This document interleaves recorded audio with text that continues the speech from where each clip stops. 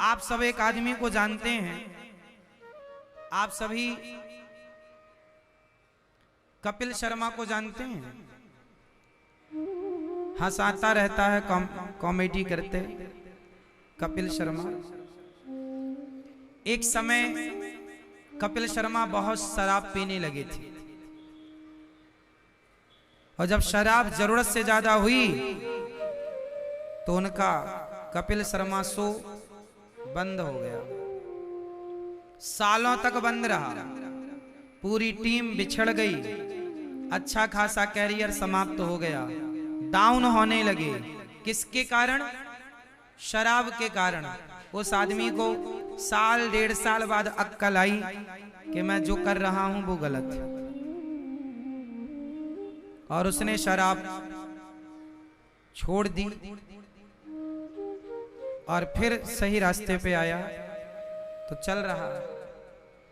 कोई कितना भी, कपिल शर्मा को सब जानते हैं, इतना सक्सेसफुली आदमी है, लेकिन शराब पी करके वो भी भटक गया।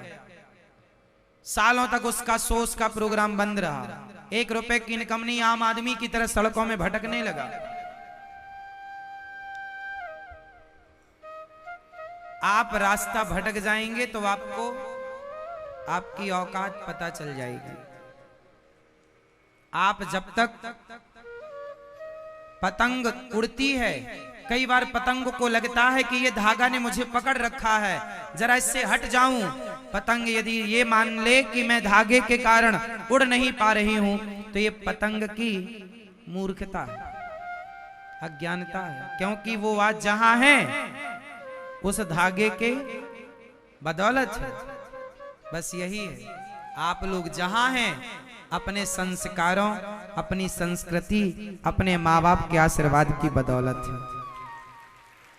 आप सोचें कि हमें क्या मतलब संस्कारों से, संस्कृति से, माँ बाप की क्या जरूरत, हम तो सेल्फ डिपेंड हैं, तो फिर आपकी भी वही हालत होगी। आप कितने भी सक्सेसफुल क्यों ना हो, कितने भी टॉप पर, ऊंचाइयों पर ना क्यों ना हो, यदि आप जरा सा भटके, गलत रास्ता पकड़े, गलत रास्ता कोई भी हो सकता, आप शराब भी पीने लग गए हैं, यह भी गलत रास्ता है।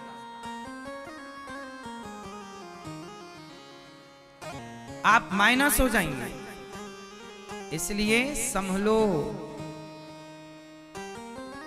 ये चमक संसार की ज्यादा दिनों की नहीं है साहब। चमक बाहर नहीं, चमक भीतर होनी चाहिए। संसार की इस चमक में ना उलझा करो, भगवान का चिंतन किया करो। और हमारी सबसे बड़ी संपत्ति क्या है बताओ? हमारी सबसे बड़ी संपत्ति क्या है? जोर से। हमारी सबसे बड़ी संपत्ति है हमारे संस्कार। यदि हमारे पास संस्कार हैं तो हम कुछ हैं, और हमारे संस्कार हमारे पास नहीं तो हम कुछ भी नहीं। हमारी पहचान हमसे नहीं, हमारे संस्कारों से है। इसलिए संस्कार ना भूलिए अपने। और संस्कार हमारे क्या थे? माता पिता को प्रणाम, प्रातः काल उठ के रघुनाथा, मात पिता गुरु नावहि माथा। प्रातः काल उठ के रघुनाथा, मात पिता गुरु नावहि माथा। प्रातः काल सवेरे जाग कर राम जी अपने माता पिता को प्रणाम करते हैं और फिर अपने आगे के कार्य करते हैं। अपने संस्कार बनाए रखो, इतने मॉडल ना बन जाओ। अरे हम संस्कारवान बने और संस्कारों के साथ मॉडल भी बने तो क्या बुराई है? संस्कार छोड़ के आप मॉडल भय तो क्या मॉडलिंग है? हाँ या ना मैया? संस्कार ना भूलो मेरी माँ। आजकल बच्चे देखो, बच्चों को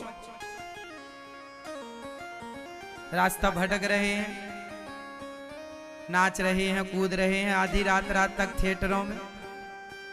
रात के 2 बजे तक शराब के नशे में घर आ रहे हैं कुछ बच्चे।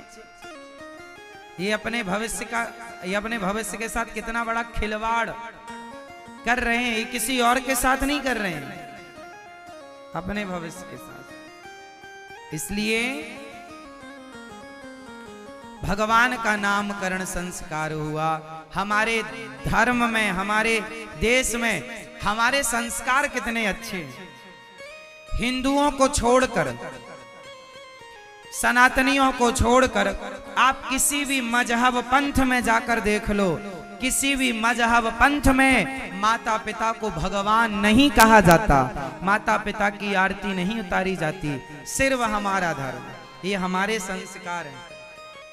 हमारे संस्कार जो भूल गए वही तो मजहबी और पंथी हो गए।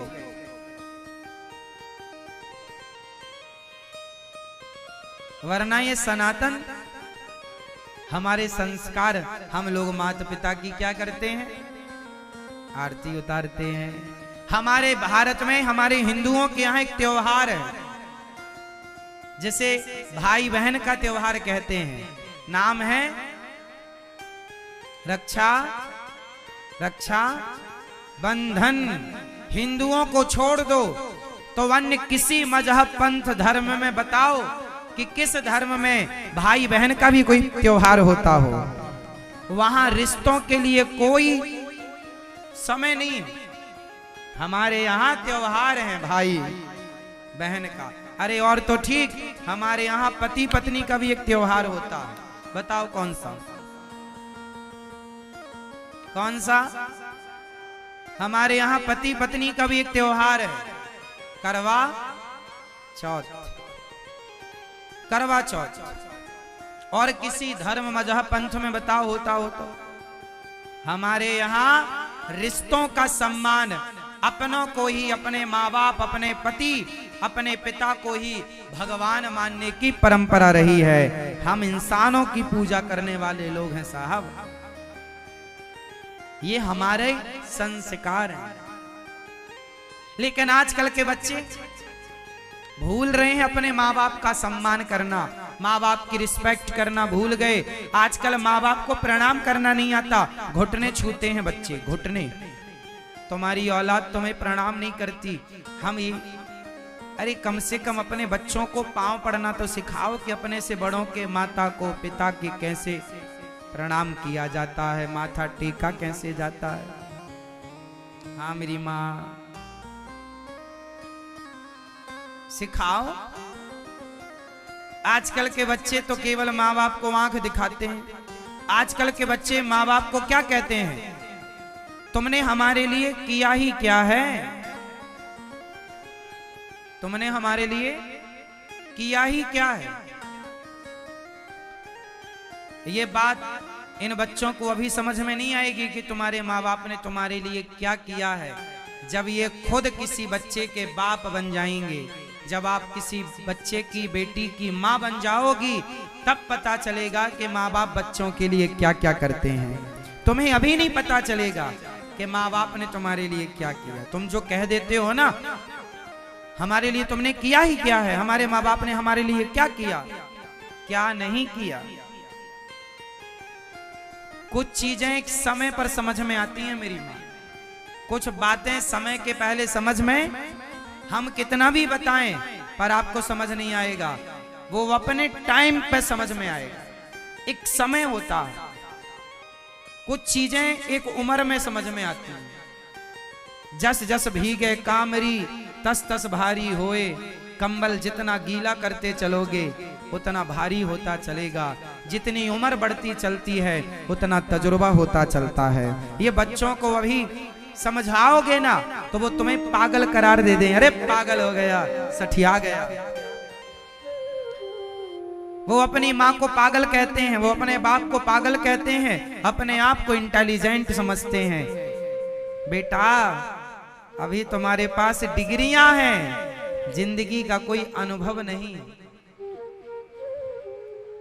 अभी तुम्हारे पास क्या है, डिग्रियां हैं, अभी जिंदगी का कोई अनुभव, जरा उतरो मार्केट में, जी लो अपनी जिंदगी। जब आदमी को ठोकर लगती है, जब आदमी संसार में चलता है, तब पता चलता है कि माँ बाप की कितनी बड़ी तपस्या, कितना बड़ा त्याग होता है। यूं ही नहीं बच्चे पल जाते, बड़ा त्याग करना पड़ता है माँ बाप को, तब जाकर के बच्चे पलते हैं। और वो बच्चे जरा सी देर में कह देते तुमने हमारे लिए किया ही क्या है।